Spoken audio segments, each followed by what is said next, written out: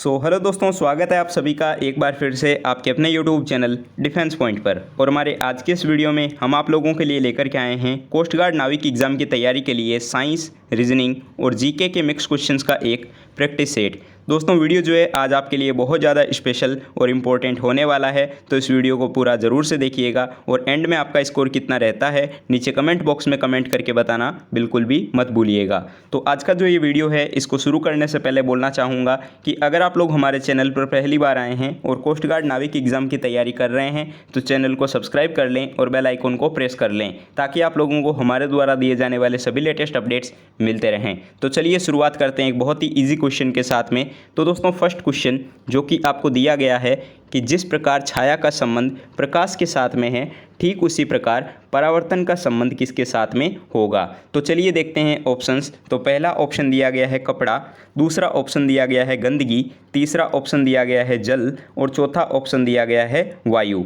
तो देखिए दोस्तों, जिस प्रकार से प्रकाश में छाया की घटना घटित होती है ठीक उसी प्रकार से जल में परावर्तन की परिघटना होती है। तो यहाँ पर जो है हमारा इस क्वेश्चन के लिए राइट आंसर हो जाता है ऑप्शन नंबर सी, जल या फिर वाटर। आई होप आप लोगों को क्लियर हो गया होगा। दोस्तों साथ ही मैं आप लोगों को एक चीज़ और बताना चाहूँगा अनअकैडमी के बारे में। अनअकैडमी के द्वारा 2 नए कोर्सेज़ को शुरू किया जा रहा है जो कि आपके होने वाले हैं आज़ादी एनडीए और pride air force XY group exam. तो अगर आप लोग एनडीए एग्ज़ाम या फिर एयरफोर्स एग्ज़ाम के लिए तैयारी कर रहे हैं तो इन कोर्सेज़ के लिए आप लोग इनरोल कर सकते हैं। डिफेंस के टॉप एजुकेटर्स के द्वारा आपको यहाँ पे पढ़ाया जाएगा जिससे कि आप लोग एनडीए एग्ज़ाम और एयरफोर्स एग्ज़ाम के रिटर्न को आसानी से क्वालिफाई कर लेंगे। तो अगर आप लोग इन कोर्सेज़ के लिए इनरोल करना चाहते हो तो आप लोगों को अनअकैडमी का लर्नर ऐप इंस्टॉल करना होगा जिसकी लिंक आपको हमारे इसी वीडियो के नीचे डिस्क्रिप्शन बॉक्स में दी गई है। उसके बाद में आप लोगों को वहाँ पे सिंपली रजिस्टर कर लेना है और रजिस्टर करने के बाद में दोस्तों आपको कोर्स में डिफेंस की कैटेगरी में एनडीए, एयरफोर्स XY और नेवी को सिलेक्ट कर लेना है। उसके बाद में आपको वहाँ पे एक सब्सक्रिप्शन प्लान को चूज़ करना है और सब्सक्रिप्शन प्लान को चूज़ कर लेने के बाद में आपको रेफरल कोड में दोस्तों डिफेंस पॉइंट ज़रूर से डाल देना है जिससे कि अच्छा खासा डिस्काउंट आप लोगों को देखने को मिल जाएगा। तो इस तरीके से आप लोग इन कोर्सेज़ के लिए इनरोल कर सकते हो। और हाँ दोस्तों, अगर आप लोग इन कॉम्बो प्लान के लिए रजिस्टर करते हो या फिर इन कॉम्बो प्लान को चूज़ करते हो तो आप लोगों को एक्स्ट्रा डिस्काउंट भी देखने को मिल जाएगा। सारी लिंक्स जो है आप लोगों को इसी वीडियो के नीचे डिस्क्रिप्शन बॉक्स में दी गई है, आप लोग एक्सेस कर सकते हो वहाँ से और इनके लिए रजिस्टर कर सकते हो। तो चलिए अब हम बढ़ते हैं हमारे नेक्स्ट क्वेश्चन की तरफ। तो अब देखिए दोस्तों क्वेश्चन नंबर 2 और यहाँ पर इस क्वेश्चन में बोला गया है कि जिस प्रकार क्लोज का संबंध ओपन के साथ में है ठीक उसी प्रकार कट का संबंध किसके साथ में होगा। तो देखिए दोस्तों, क्लोज का उल्टा होता है ओपन यानी कि बंद करना का उल्टा होता है खोलना। तो ठीक उसी प्रकार कट यानी कि अलग करना का उल्टा क्या हो जाएगा, अटैच यानी कि जोड़ना। तो यहाँ पर हमारा इस क्वेश्चन के लिए राइट आंसर होगा option number A, attach. I hope आपको क्लियर हुआ होगा। तो चलिए अब हम बढ़ते हैं हमारे नेक्स्ट क्वेश्चन की तरफ। तो देखिए क्वेश्चन नंबर 3 और यहाँ पर इस क्वेश्चन में क्या बोला गया है कि जिस प्रकार ABC का संबंध जो है वो ZYX के साथ में है ठीक उसी प्रकार DEF का संबंध किसके साथ में होगा। तो यहाँ पर देखिए ABC का संबंध जो है वो Z, Y और X के साथ में किस प्रकार से है। तो हम लोग जानते हैं कि अल्फ़ाबेट में A के ऑपोजिट आता है Z, B के ऑपोजिट आता है Y और C के ऑपोजिट आता है X। तो ठीक उसी प्रकार से हम लोग यहाँ पे D, E और F के साथ में करेंगे। तो यहाँ पर देखिए D के ऑपोजिट अल्फ़ाबेट में आता है W, E के ऑपोजिट आता है V और F के ऑपोजिट में आता है U। तो दोस्तों हमारा राइट आंसर हो जाएगा WVU जो कि आपको दिया गया है ऑप्शन नंबर डी में। तो यहाँ पर हमारा इस क्वेश्चन के लिए राइट आंसर हो जाएगा ऑप्शन नंबर डी, WVU। आई होप आपको क्लियर हो गया होगा। तो चलिए अब हम देखते हैं क्वेश्चन नंबर 4। यहाँ पर देखिए इस क्वेश्चन में क्या दिया गया है। तो ये कोडिंग डिकोडिंग का एक बहुत ही अच्छा क्वेश्चन दिया गया है, काफ़ी चांसेस बनते हैं आपके एग्ज़ाम में आने के लिए। तो देखिए क्वेश्चन में बोला गया है कि यदि किसी निश्चित कोड भाषा में 8 को लिखा जाए 1 2 3 4 5 6 7 8 से और 11 को लिखा जाए 1 2 3 4 5 6 7 8 9 10 11 के रूप में, तो आपको बताना है कि 6 के लिए जो है किस प्रकार से कोड लिखा जाएगा। ठीक है, तो चलिए देखते हैं कि यहाँ पे हो क्या रहा है। तो ये जो क्वेश्चन है ये एक बहुत ही अच्छे लेवल का क्वेश्चन है, ध्यान से समझिएगा। हमें यहाँ पर बोला गया है कि 8 को लिखा जाता है 1 2 3 4 5 6 7 8 से। तो देखिए किस प्रकार से लिखा जाएगा। तो 8 का नंबर होता है दोस्तों 8, ठीक है। अब जो है 8 को लिखा गया है 1 2 3 करके 8 तक, ठीक है। इतना क्लियर हो गया आपको। अब देखिए दोस्तों 11, ठीक है। नेक्स्ट वर्ड हमें जो है दिया गया है 11, और हम लोग जानते हैं कि 11 का नंबर होता है 11। तो 11 को किस प्रकार से लिखा जाएगा, 1 2 3 करके 11 तक लिखा जाएगा, ठीक है। तो उसी प्रकार हमें बताना है कि 6 को जो है किस प्रकार से लिखा जाएगा। तो 6 का नंबर होता है 6, ठीक है। तो अब जो है हम लोग लिखेंगे 1 2 3 4 5 और 6 तक, ठीक है। तो ये हो गया आपका 1 2 3 4 5 6, जो कि हमें दिया गया है ऑप्शन नंबर सी में। तो दोस्तों यहाँ पर जो है हमारा इस क्वेश्चन के लिए राइट आंसर हो जाता है ऑप्शन नंबर सी 1 2 3 4 5 6 से, ठीक है। आई होप आप लोगों को समझ में। तो चलिए दोस्तों अब हम देखते हैं क्वेश्चन नंबर 5, और यहाँ पर हमें दिया गया है कि यदि सी को लिखा जाए 24 से, आई को लिखा जाए 46 से, तो हमें ये बताना है कि फॉक्स को किस प्रकार से लिखा जाएगा। तो यहाँ पर देखिए हो क्या रहा है। तो हम लोग जानते हैं कि सी के ऑपोजिट जो है अल्फ़ाबेट में क्या आता है, एक्स, ठीक है। और एक्स का जो है नंबर होता है आपका 24। इतना क्लियर हो गया आप लोगों को। चलिए, जो कि हमें यहाँ पर दिया हुआ है c = 24, ये आपको समझ आ गया 24 कैसे आया। चलिए अब देखिए i = दिया गया है 46, तो ये कैसे आया देखते हैं। तो EYE ये हमें यहाँ पर दिया हुआ है। देखिए E के ऑपोजिट जो है अल्फ़ाबेट में आता है V, Y के ऑपोजिट जो है अल्फ़ाबेट में आता है B, और ठीक उसी प्रकार E के ऑपोजिट आ जाएगा V। तो अब देखिए यहाँ पे क्या हो रहा है। तो V का जो है नंबर होता है आपका 22 जो है नंबर होता है V का। उसी प्रकार B का नंबर क्या होता है 2, और V का नंबर हो जाएगा 22। अगर हम आपस में इनको ऐड करें तो हमें मिलेगा 46, जो कि हमें दिया गया है I = 46। आई होप आप लोगों को इतना समझ में आ गया होगा। तो ठीक इसी प्रकार से जो है हम फॉक्स के लिए फाइंड करेंगे कि कौन सा नंबर आएगा, ठीक है। तो चलिए देखते हैं। तो हमें दिया गया है फॉक्स। तो देखिए F के ऑपोजिट जो है क्या आता है, तो F के ऑपोजिट आता है U। उसी प्रकार से O के ऑपोजिट आता है L, और X के ऑपोजिट आता है C। तो अब देखिए इनके नंबर्स क्या क्या हो जाएंगे। तो U जो है ये आता है 21 नंबर पे। उसी प्रकार से L जो है अल्फ़ाबेट में आता है 12 नंबर पे, और C जो है ये आता है 3 नंबर पे। तो चलिए इनको जो है हम आपस में ऐड कर लेते हैं, जिससे कि हमें पता चल जाएगा कि फॉक्स को कौन से नंबर से लिखा जाएगा। तो 21 + 12 + 3, तो ये जो है हमारा हो जाएगा 36। तो अब देखिए 36 से जो है लिखा जाएगा फॉक्स को।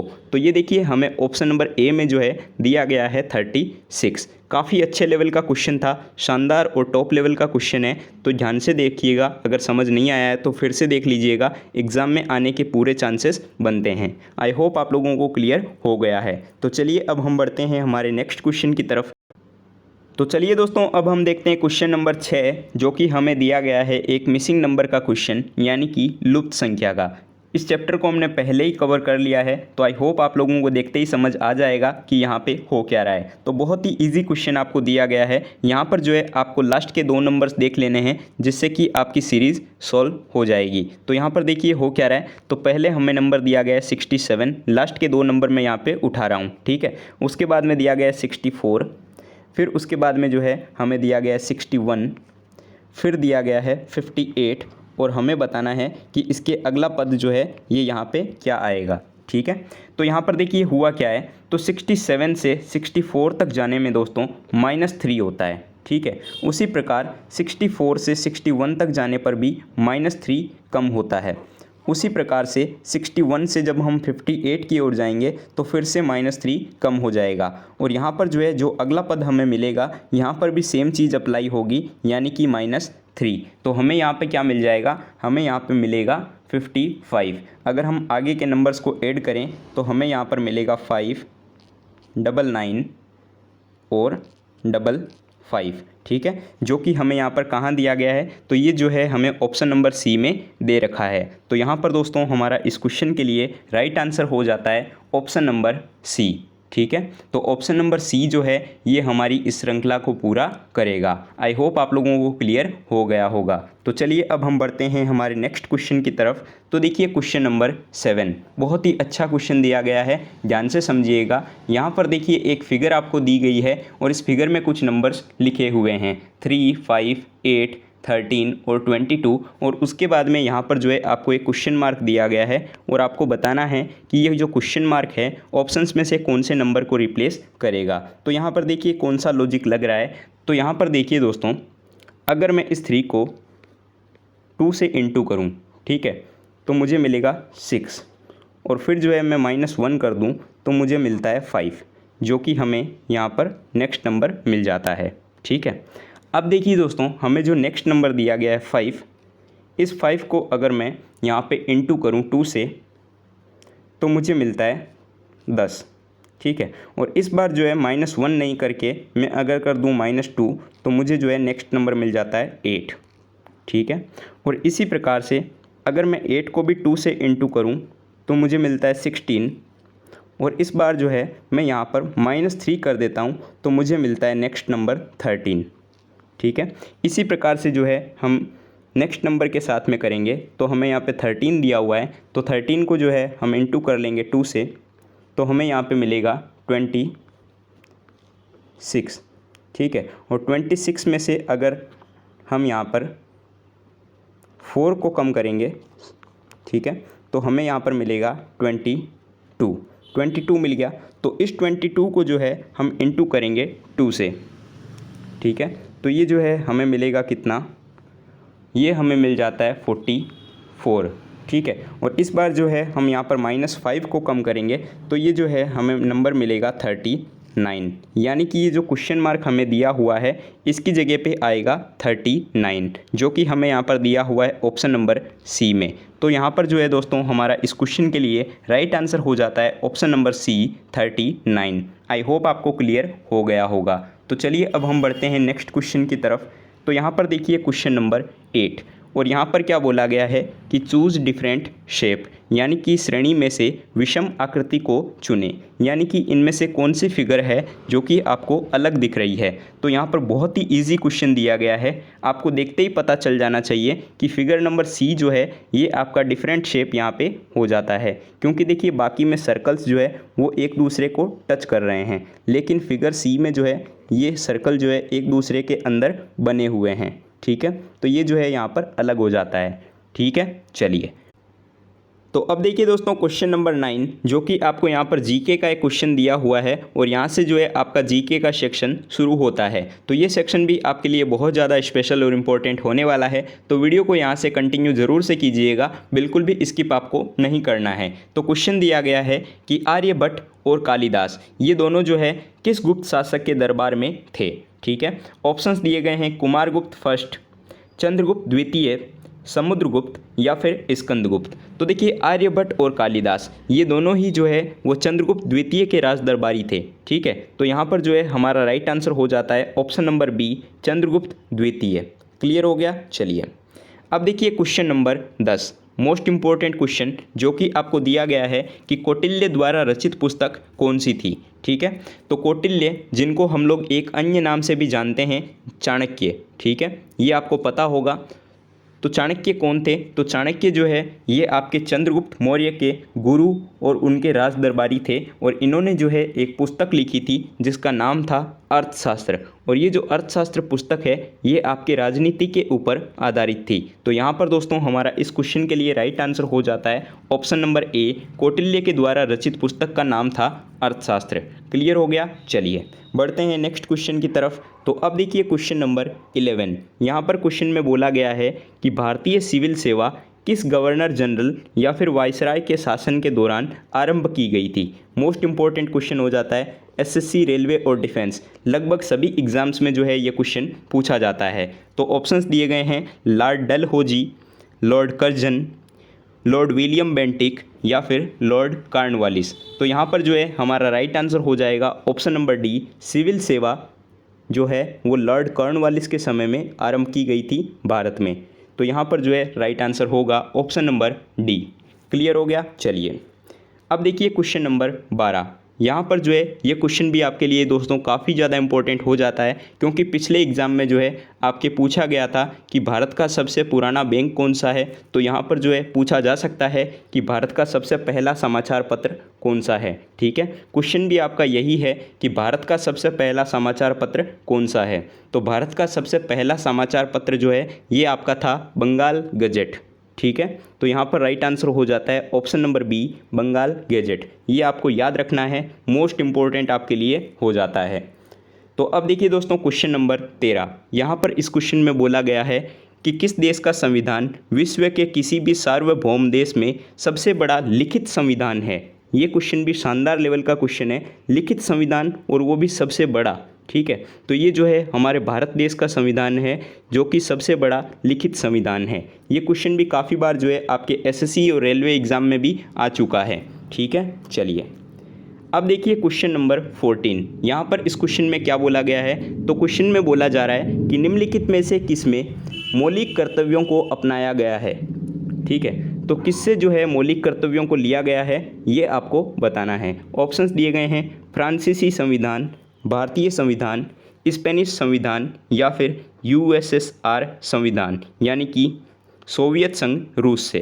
तो देखिए मौलिक कर्तव्य, तो मौलिक कर्तव्यों को जो है लिया गया है सोवियत संघ रूस से। तो यहाँ पर राइट आंसर हो जाता है यूएसएसआर कॉन्स्टिट्यूशन। क्लियर है। चलिए अब देखते हैं नेक्स्ट क्वेश्चन। तो देखिए क्वेश्चन नंबर 15। यहाँ पर क्वेश्चन दिया गया है कि संघ लोक सेवा आयोग यानी कि यूपीएससी जो कि आपके एनडीए सीडीएस वगैरह के एग्ज़ाम कंडक्ट करवाती है। ठीक है, उसके अध्यक्ष की नियुक्ति जो है किसके द्वारा की जाती है। टॉप लेवल का क्वेश्चन हो जाता है, काफ़ी इंपॉर्टेंट है, ध्यान में रखेंगे। तो संघ लोक सेवा आयोग के अध्यक्ष की नियुक्ति जो है वो किसके द्वारा की जाती है। तो ये जो नियुक्ति है ये आपके की जाती है भारत के राष्ट्रपति के द्वारा। तो राइट आंसर हो जाता है ऑप्शन नंबर ए, भारत के राष्ट्रपति।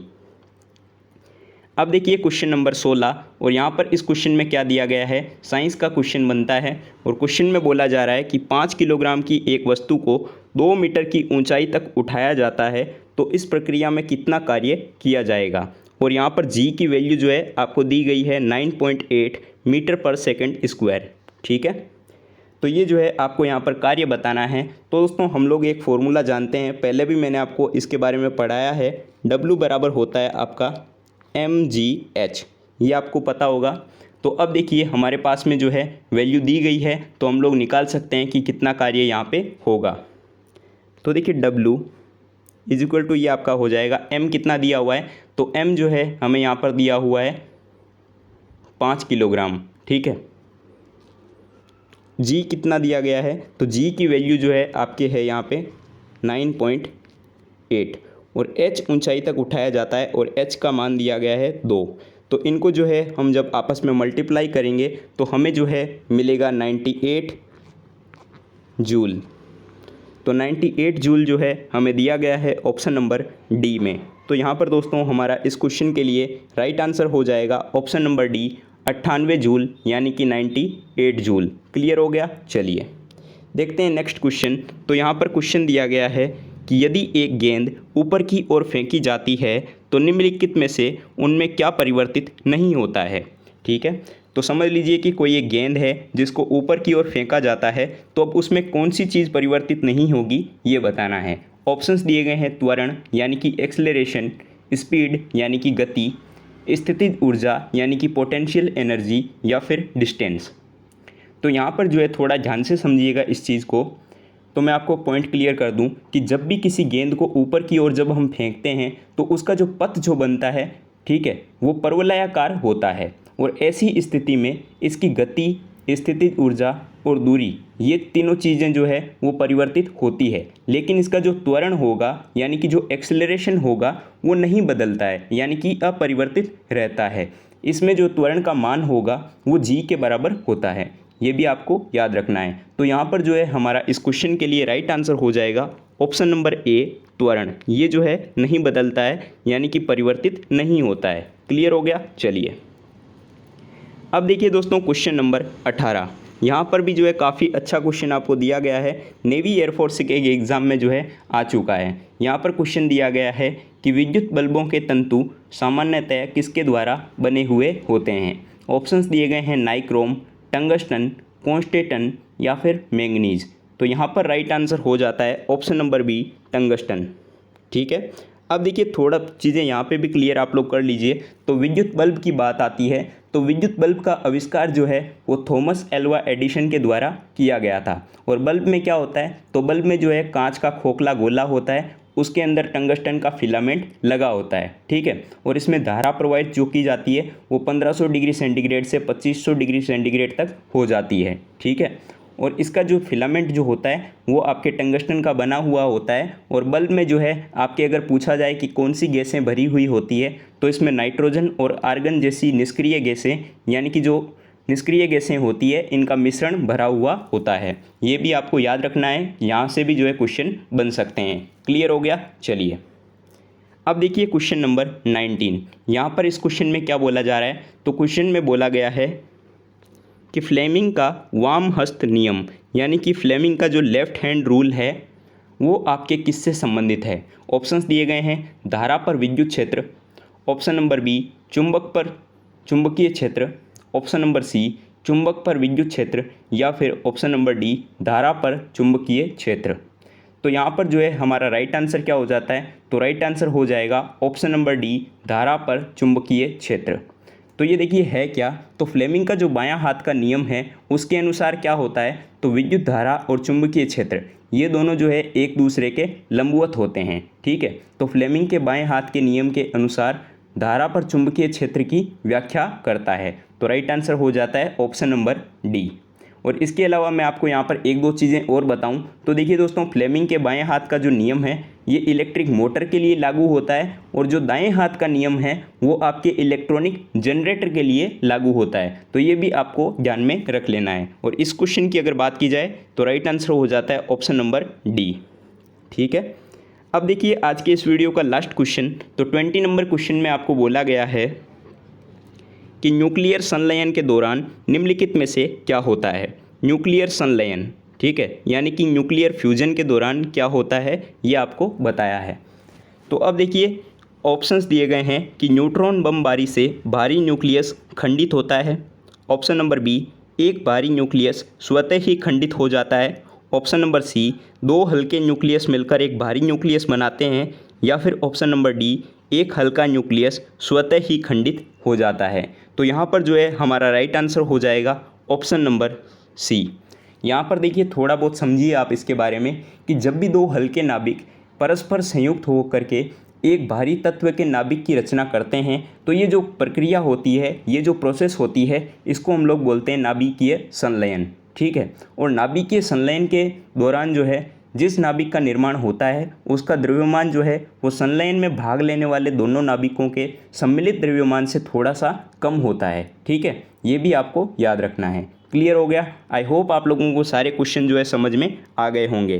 तो चलिए दोस्तों, अब आप लोगों के लिए एक क्वेश्चन है, क्वेश्चन फॉर यू में, और इस क्वेश्चन का राइट आंसर क्या होगा आपको नीचे इसी वीडियो के नीचे कमेंट बॉक्स में कमेंट करके ज़रूर से बताना है। आपके लिए यहाँ पर क्वेश्चन दिया गया है कि निम्नलिखित में से कौन सी विद्युत चुंबकीय तरंग नहीं है।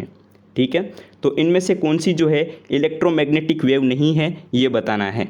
ऑप्शंस दिए गए हैं एक्स रे, आर रे, कैथोड रे, या फिर इंफ्रारेड रे, यानी कि अवरक्त किरणें। तो इनमें से कौन सी जो है विद्युत चुंबकीय तरंग नहीं है ये बताना है कमेंट बॉक्स में कमेंट करके। तो आई होप आप लोगों को सारे क्वेश्चन जो है दोस्तों समझ में आ गए होंगे और वीडियो जो है थोड़ा बहुत पसंद आया होगा। तो दोस्तों, अगर आप लोगों को आज का हमारा ये वीडियो पसंद आया है तो इस वीडियो को लाइक करना है, चैनल पर नए हो तो चैनल को सब्सक्राइब करना है और अपने दोस्तों के साथ में शेयर करना बिल्कुल भी मत भूलिएगा। मिलते हैं एक नए वीडियो में नए टॉपिक के साथ में, तब तक के लिए जय हिंद दोस्तों।